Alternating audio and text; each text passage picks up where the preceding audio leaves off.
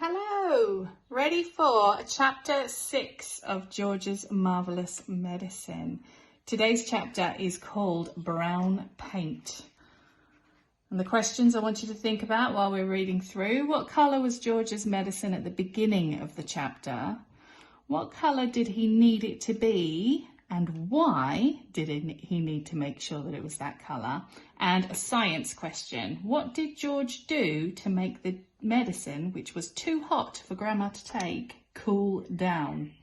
And my question to you to think about afterwards is, how does that work? And you might be able to do a research or an experiment at home, but make sure that you are careful if you're using something hot and trying to make it cool down.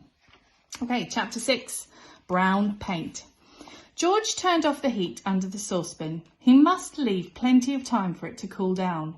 When all the steam and froth had gone away, he peered into a giant pan to see what colour the great medicine now was. It was a deep and brilliant blue. It needs more brown in it, George said. It must simply be brown or she'll get suspicious. George ran outside and dashed into his father's tool shed where all the paints were kept. There was a row of cans on the shelf, all colours: black, green, red, pink, white and brown. He reached for the can of brown. The label said simply, dark brown gloss paint, 1 quart.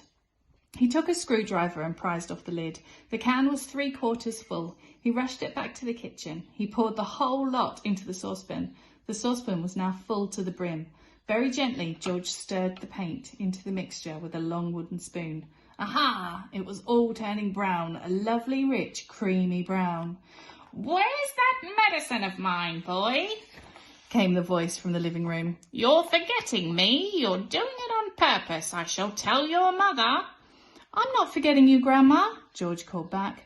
"I'm thinking of you all the time. But there are still 10 minutes to go." "You are a nasty little maggot," the voice screeched back. "You're lazy and disobedient, little worm, and you're growing too fast." George fetched the bottle of Grandma's real medicine from the sideboard. He took out a cork and tipped it all down the sink. He then filled the bottle with his own magic mixture by dipping a small jug into the saucepan and using it as a pourer. He replaced the cork. Had it cooled down enough yet? Not quite. He held the bottle under the cold tap for a few minutes. The label came off in the wet, but that didn't matter. He dried the bottle with a dishcloth. All was now ready. This was it. The great moment had arrived. "Medicine time, Grandma," he called out. "I should hope so too," came the grumpy reply. The silver tablespoon in which the medicine was always given lay ready on the kitchen sideboard. George picked it up. Holding the spoon in one hand and the bottle in the other, he advanced into the living room. Okay. Whoa. Chapter 6. What colour was George's medicine at the beginning of the chapter? And you should have noticed that it started off a brilliant blue colour. And what colour did he need it to be? He needed it to be brown. And the reason for that was because the medicine that Grandma had taken before was brown. And if it was a different colour, Grandma would have known that something suspicious was going on. And what did George do to make the medicine cool down? It was too hot for Grandma to take, so he ran it under the cold tap to try and make it cool down a little bit. And don't forget, a research question at home: how does that work if you have something hot and you run it under a cold tap to make it cool down? What's the science that's happening there?